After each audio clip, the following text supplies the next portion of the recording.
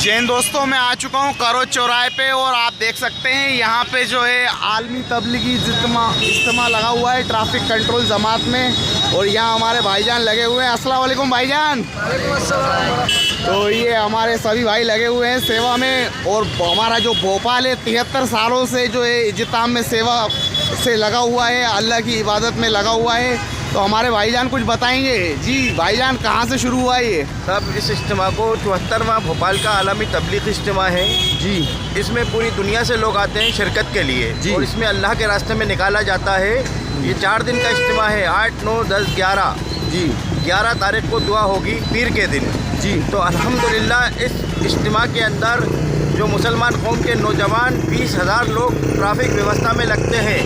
1 number platform से लेकर इज्तिमागाह की पार्किंग तक के आने जाने में हमारे मेहमानों को और भोपाल वालों को किसी तरीके से परेशानी ना हो, उसके लिए रात दिन जो है हमारे नौजवान साथी रात दिन खिदमत को अंजाम देते हैं। और इसका बदला सिर्फ अल्लाह से चाहिए, अल्लाह के लिए ये काम करते हैं। और रात दिन इसमें प्रशासन का भी सहयोग जो है जी, हमारी भोपाल पुलिस जो है सहयोग कर रही है। और मैं देख रहा हूँ कि हमारे जो नौजवान हैं 24-24 घंटे खड़े रहते हैं और ट्रैफिक को क्लियर करते हैं। और मैं कई जगह देखा है कि वहाँ पे चाय की व्यवस्था, खाने की व्यवस्था और यहाँ तक कि सोने की व्यवस्था। और देखा जा रहा है कि कई लोग ट्रेनों से, गाड़ियों से, जिस तरह से उनके पास साधन है वो आ रहे हैं। और हमारा भोपाल जो है खिदमत में लगा हुआ है।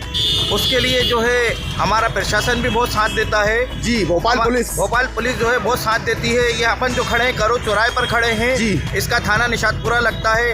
इसमें CSP मैडम है हमारी निशातपुरा के DI साहब जी, दुबे जी ये पूरी तरीके से हम लोगों का सहयोग करते हैं। पूरे भोपाल पुलिस जो है पूरी इसमें बहुत सहयोग करती है। हम साथियों का आपस के अंदर तालमेल रहता है, जिस पर आसानी के साथ ये है इतना बड़ा इज्तिमा जो है ये अल्लाह के हुक्म से पूरा अल्लाह पाक करा देते हैं कि बगैर कोई हादसा के ये इज्तिमा पूरा हो जाता है।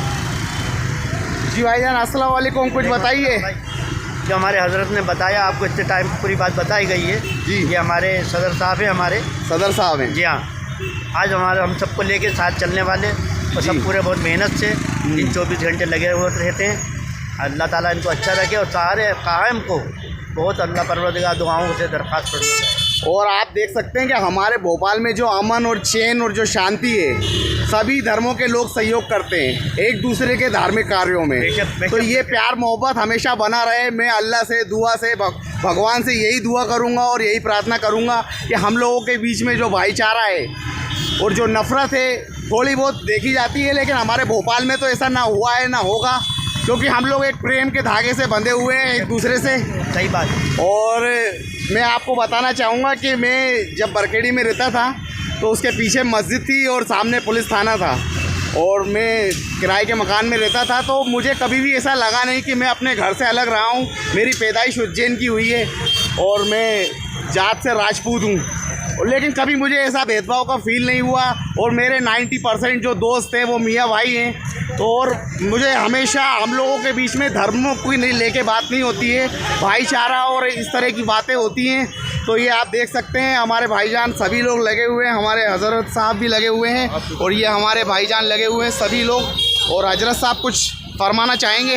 भाई ये कि इसी तरीके से अल्लाह पाक इस इज्तिमा को कायम, दुनिया में सिर्फ 3 इज्तिमा होते हैं जी। एक सबसे पहला इज्तिमा भोपाल के अंदर होता है, दूसरा इज्तिमा बांग्लादेश में होता है पूरी दुनिया में, तीसरा इज्तिमा पाकिस्तान में होता है। तो ये 3 इज्तिमा पूरी दुनिया के अंदर मुसलमान जमा होते हैं इतनी बड़ी तादाद के अंदर।